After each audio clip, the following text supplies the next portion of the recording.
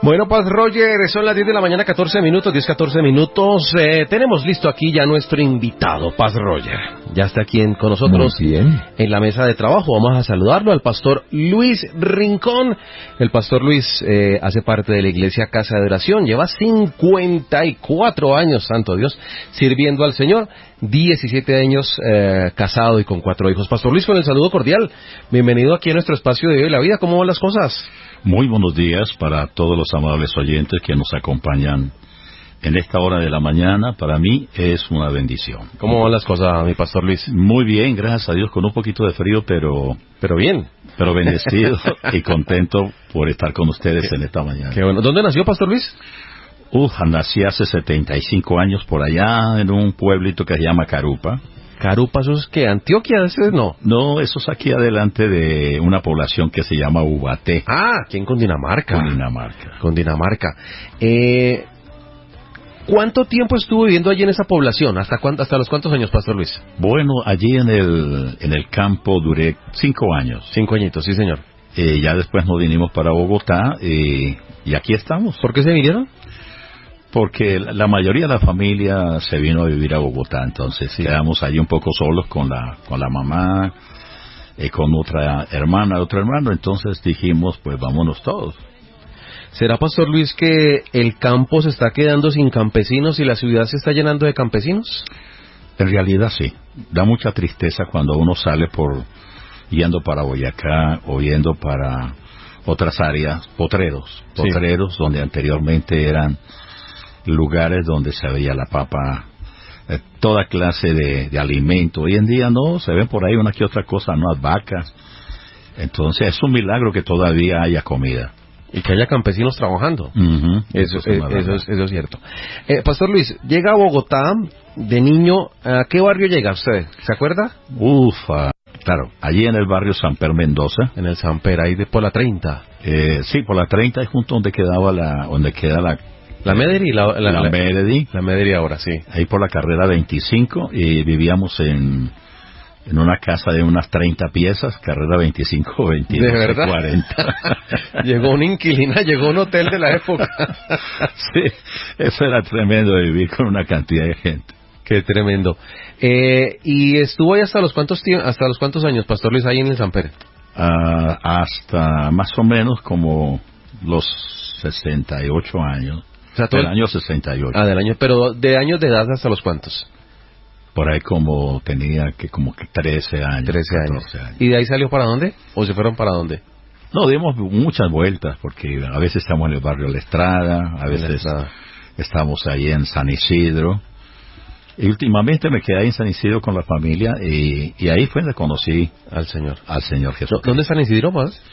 Aquí al pie del 20 de julio. Del 20 de julio. Allá arriba por ese sector. Sí, saliendo hacia la vía Villavicencio por ese sector. Bueno, muy bien. Bueno, Padre Roger y Dani, aquí está el pastor Luis Rincón para, como decimos aquí coloquialmente, esculcarle un poquito a la lengua al pastor Luis para hablar de todo un poquito. Adelante, Padre Roger.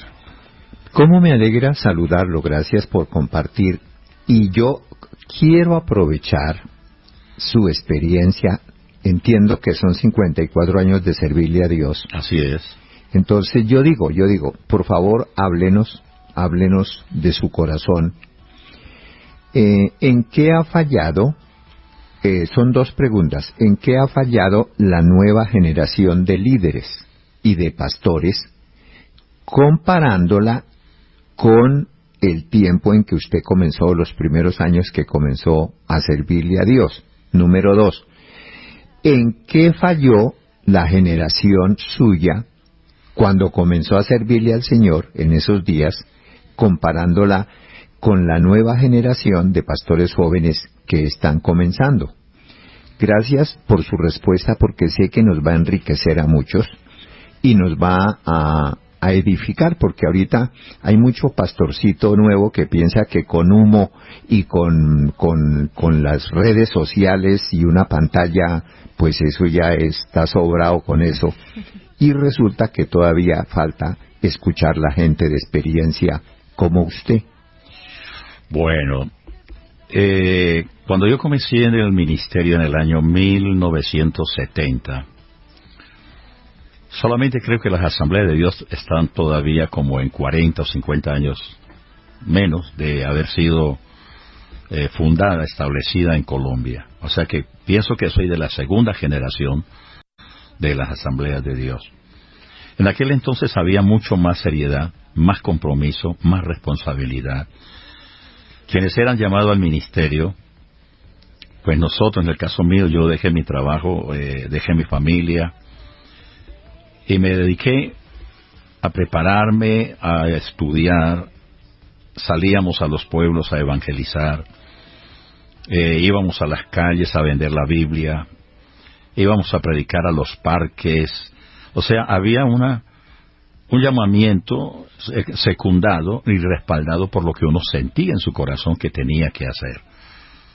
No era solamente ir a aprender teología, neumatología, hermenéutica, homilética, reglas parlamentarias. Todo eso es importante, pero si no va unido al sentir del corazón de lo que uno quiere ser y lo que quiere hacer, pues realmente tarde que temprano un ministro comienza a decaer. Porque, bien dijo el Señor Jesucristo, uno tiene que hacer lo uno sin dejar de ser lo otro.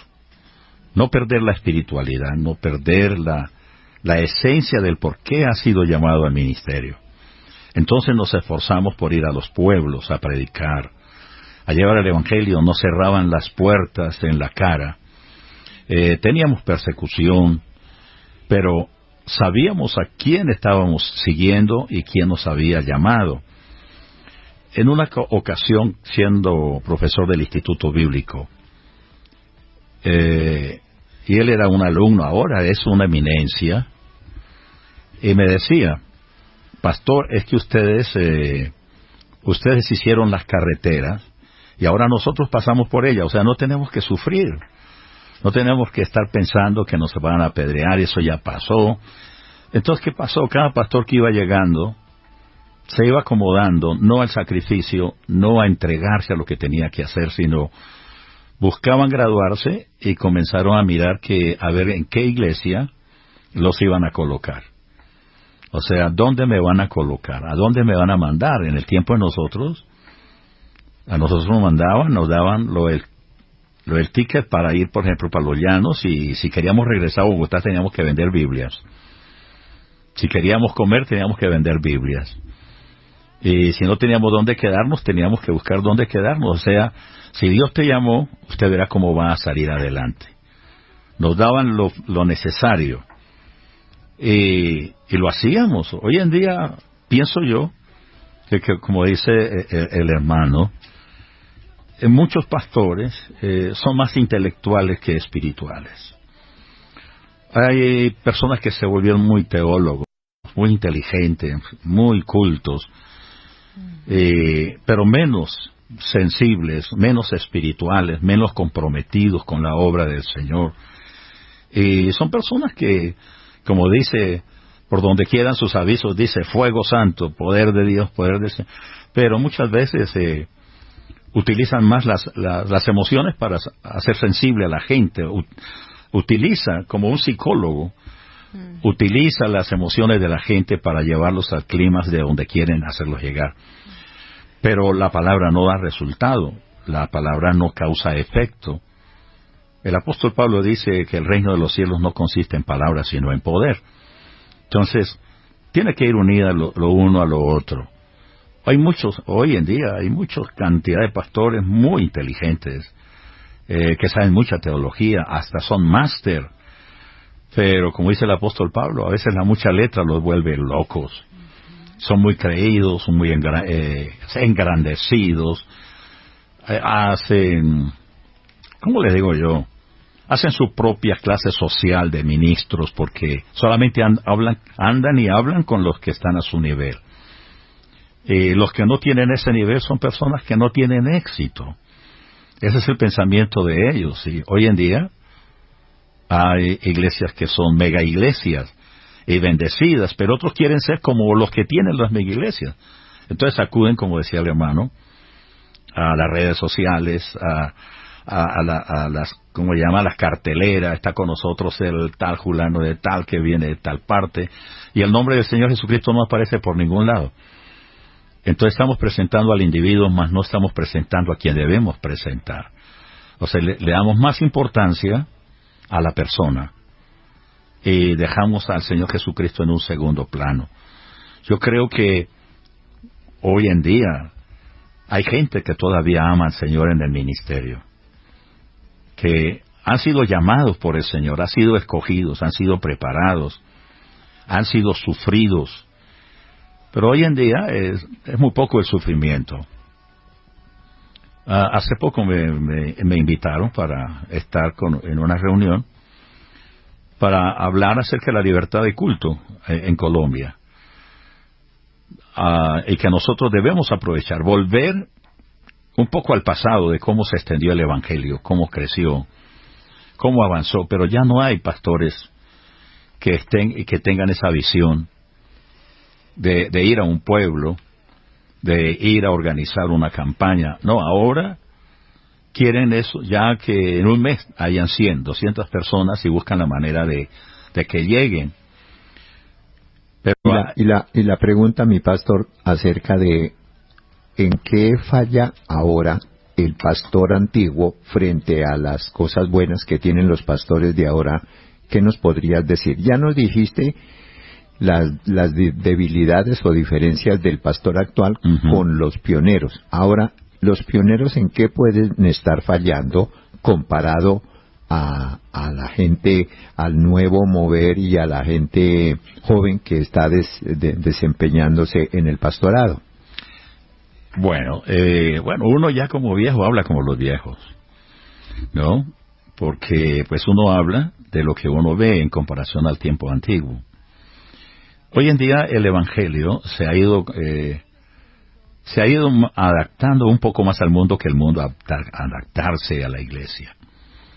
Queremos que los jóvenes, queremos que la gente llegue a la iglesia atraídos por diferentes maneras de engancharlos, de traerlos, y no ser tan exigentes con los muchachos, que eso es lo que a mí me dicen algunos en la iglesia, en otras partes. Es que uno tiene que tener paciencia con los muchachos porque estamos en la moda, esa es la moda, y no podemos cohibirlos, no podemos, tenemos que dejarlos que poco a poco vayan entrando en la iglesia para que ellos se vayan adecuando. Entonces estamos preparando un camino tan sencillo, tan fácil, donde hasta los pastores se están identificando, no todos, se están identificando a la misma manera de como son los jóvenes. Ya predican en franela, ya predican con una camiseta o alguna cosa. Entonces uno ve al pasado y a mí me enseñaron que así como es el alcalde es el pueblo, y así como es el pueblo es el alcalde. Y a mí me enseñaron que uno tenía que tener cierta ética, cierto carácter de ser lo que es, y darle un ejemplo de la nueva vida en Cristo. Hay lugares, pastor, que yo, por ejemplo, en los Estados Unidos, hace como unos 25 años que estuve allí, un pastor me dijo: pastor, lo voy a invitar, pero no predique sobre el adulterio, no sobre la fornicación, no vaya a hablar de eso. Y yo le dije: pero ¿por qué? Si el Evangelio del Señor Jesucristo es el mismo para todos. Y me dijo: no, es que ellos son los que ayudan a la obra misionera, ellos son los que ayudan a construir el templo, y si predica usted un mensaje así, ellos no vuelven. Entonces, como en el caso de los 5 panes y los 5 peces, están por lo que comen y no porque quieran permanecer al lado del Señor. Entonces estamos abriéndole huecos a un evangelio sin compromiso, sin responsabilidad, muy tolerantes. Los padres le dicen a uno: ay, trate bien a mi hijo, mire que no quiere volver porque esto. Y yo digo, y siempre cuando yo digo algo, digo: la Biblia dice, no lo que yo pienso, ni lo que la gente piensa, sino, ¿qué dice la Biblia? Y la Biblia dice que es de Dios, la palabra de Dios oye. Y el que es de Dios se queda. Sí, pastor. Permanece en la iglesia. No tengo que rogarle, no tengo que impulsarlo, no tengo que traerlo a una película, a ponerle una cosa y otra para que le guste. Hace unos 15 o 20 años vino una familia muy buena. Y estábamos adorando al Señor y el culto muy bendecido. Pero ella quería ir a ver las danzas, que veía los programas, que venía esto. Entonces yo le dije, usted no vino a adorar al Señor, usted vino fue a una entretención. Y tal vez fui grosero, porque yo le dije, pues si quiere entretención, pues vaya a un circo. Pero todo el que viene aquí a la casa de Dios viene a adorar a Dios en espíritu y en verdad. Cada persona busca su lugar. Pero hoy en día, no, los pastores queremos identificarnos a los jóvenes y tenemos que tener paciencia con ellos. Pero yo hablo y yo digo, a todo el mundo se le exige nacer de nuevo. La Biblia dice, desvístate del viejo hombre, vístate del nuevo hombre. Pero le estamos dejando que el mundo se meta con sus modas, con sus costumbres. Y hoy en día, con perdón de muchos pastores, tienen músicos con piercings, con tatuajes, y con todo esto, con fin de tenerlos. Pero algún día, el que es del Señor permanecerá y el que no es del Señor. Correcto, así es. Pastor, haciendo un recorrido de más de 50 años de trayectoria sirviéndole a Dios, sabemos que el mayor sacrificio es el de Jesús. Amén. Pero en tu vida personal, en su vida personal, ¿cuál ha sido ese sacrificio en esta trayectoria? El tiempo. O sea, yo sacrifiqué tiempo para estar con mi familia. Cuando fui evangelista por 3 años, yo viajaba a Perú, a Panamá, a Ecuador y otros lugares y estaba 3 meses predicando y mi familia, esos 3 meses solos. A mí se me murió una hija estando yo en Panamá 3 meses. Cuando regresé, a los 2 días se me murió una hija en mis brazos. Wow. Entonces uno sacrifica mucho tiempo. Sea que viaje o no viaje, siempre están las cosas de Dios. En la iglesia, en la oración, que en el ayuno, que las visitas, que la consejería, que hay que hacer, que hay que visitar. O sea, uno está muy entregado y la verdad que uno termina cansado, agotado, en muchas áreas.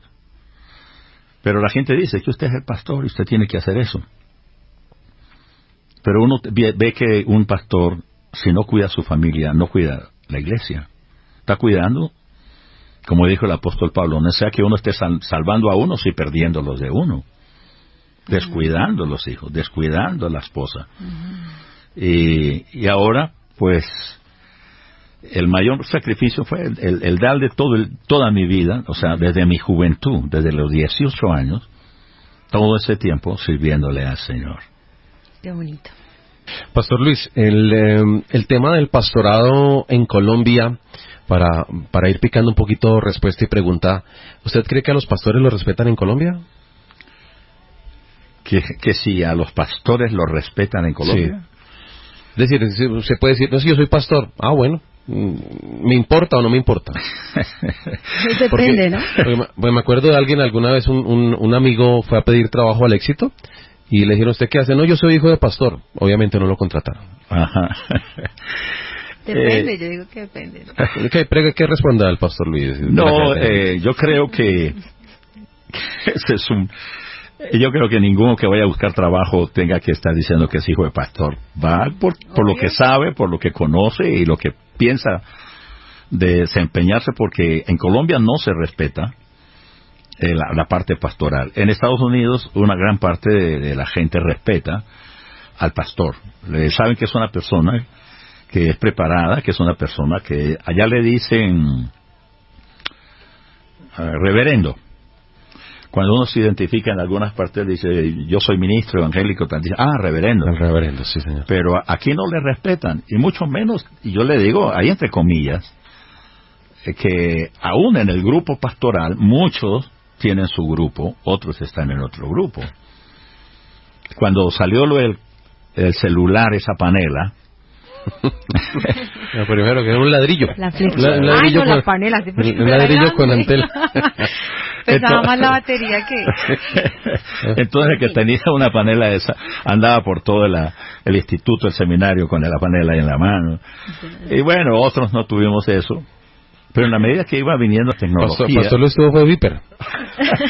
También, Viper. Entonces llegábamos al concilio, a la reunión de pastores, y le decían a uno, oye, ¿usted qué celular tiene? Y pues uno sacaba el Viper.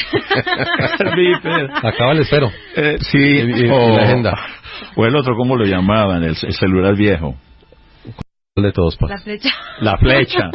Entonces venía otro y le decía, bote esa flecha, eso es ruina, eso es... y yo le decía, pues me alegra que usted tenga ese, pero yo no tengo más para comprar uno. Sí.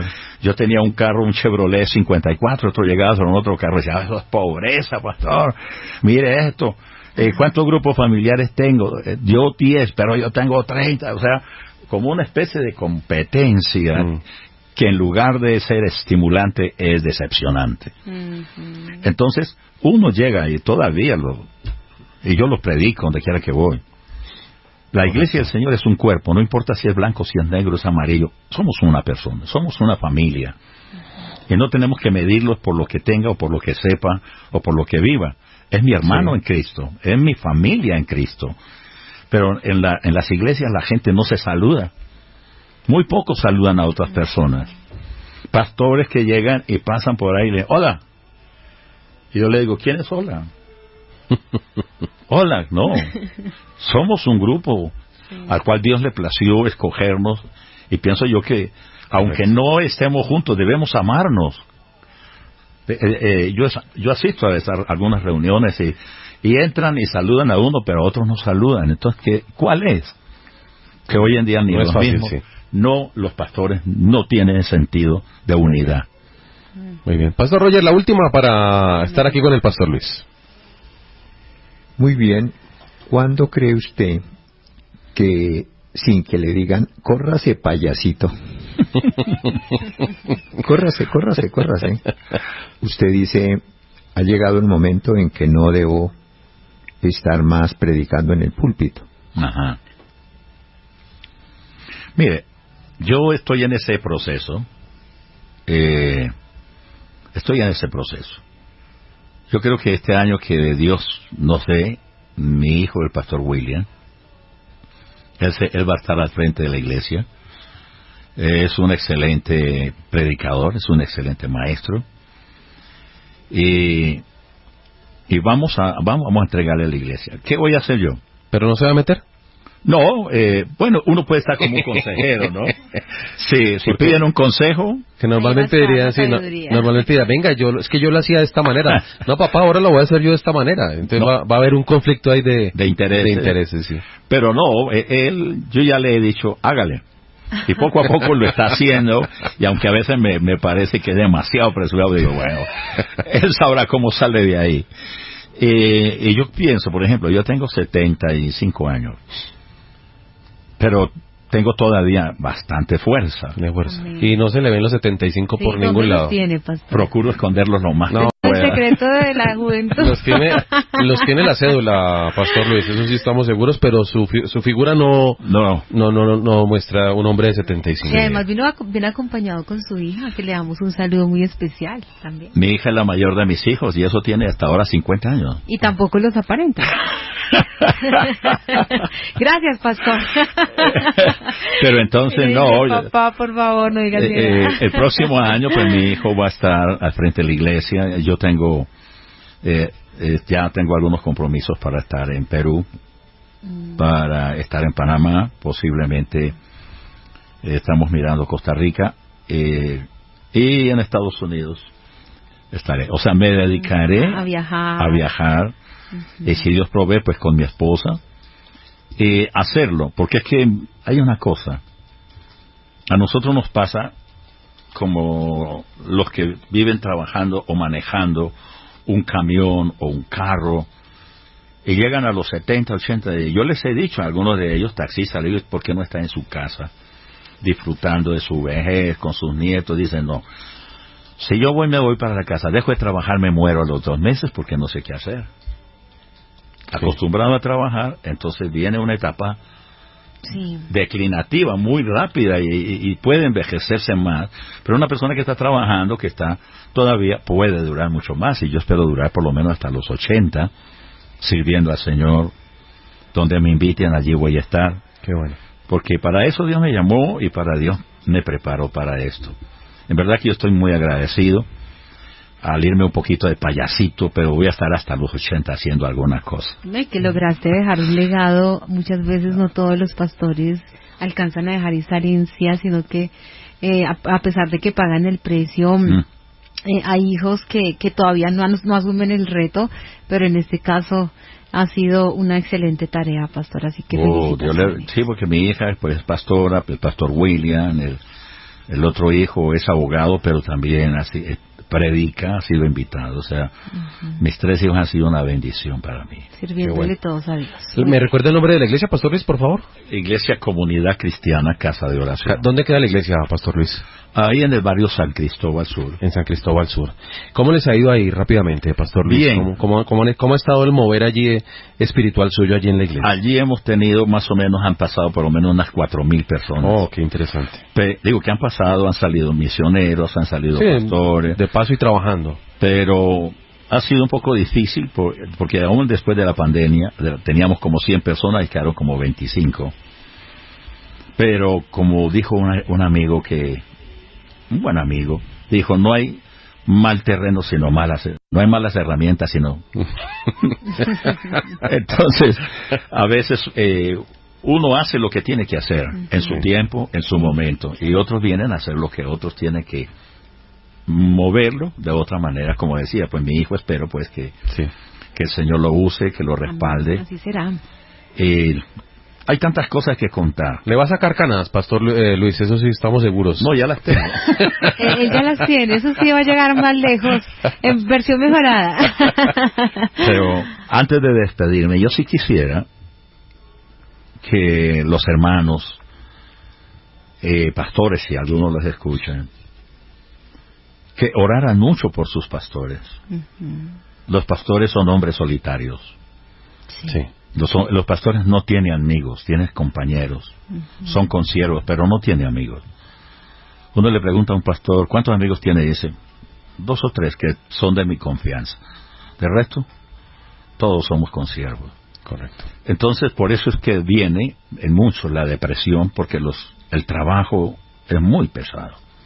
No tiene quien le ayude a llevar esa carga. En ocasiones la esposa puede ser una buena ayuda, o puede ser un problema también.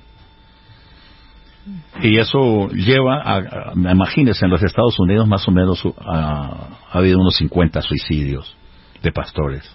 Wow. ¿Por qué causa? ¿Por qué causa? Porque se sobrecargan, se sienten solos, se sienten abandonados. Pocos les importa si están bien o no están bien. Yo lo viví, lo sufrí.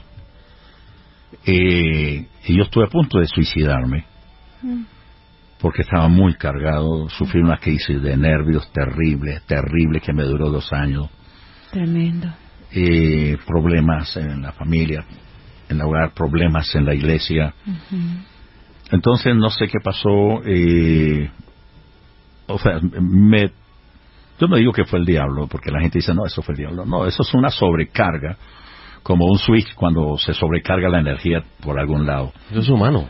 Sí, entonces me fui así a predicar a Panamá 1 mes, pero esa crisis no podía respirar, no podía estar bien, me daba golpes contra la pared porque la situación era tan dura, no podía vivir. Y estaba en el piso 22 de un edificio donde estaba hospedado. Abrí la ventana para que me entrara aire porque no tenía cómo respirar.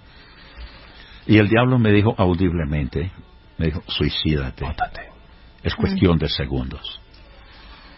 Yo miré al vacío y dije, sí, cuestión de segundos. No sé cómo Dios me ayudó. Cerré las ventanas y me lancé debajo de la cama. Me agarré de las patas de la cama y le dije a Dios.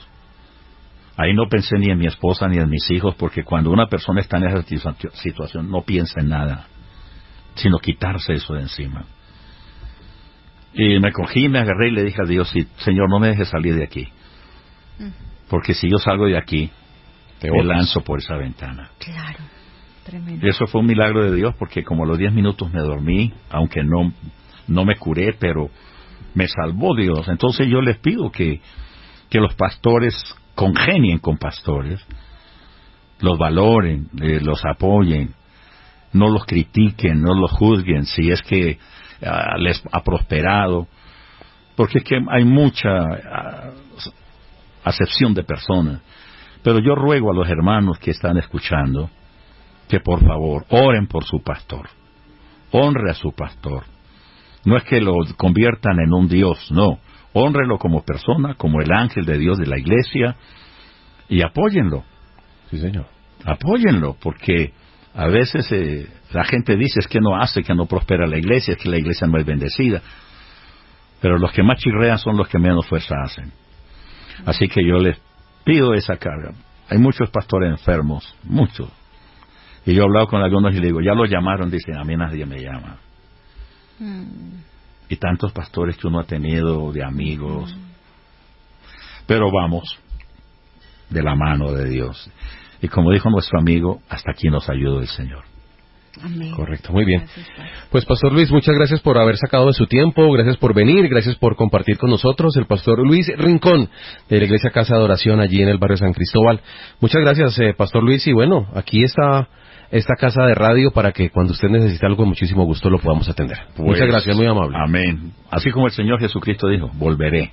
Claro que sí. Pero no ha venido, entonces no se sabe. Un abrazo, pastores. Feliz mañana. Amén. Gracias, muy amable. Pastor, excelente. El Pastor Luis Rincón con nosotros hoy, 10:45.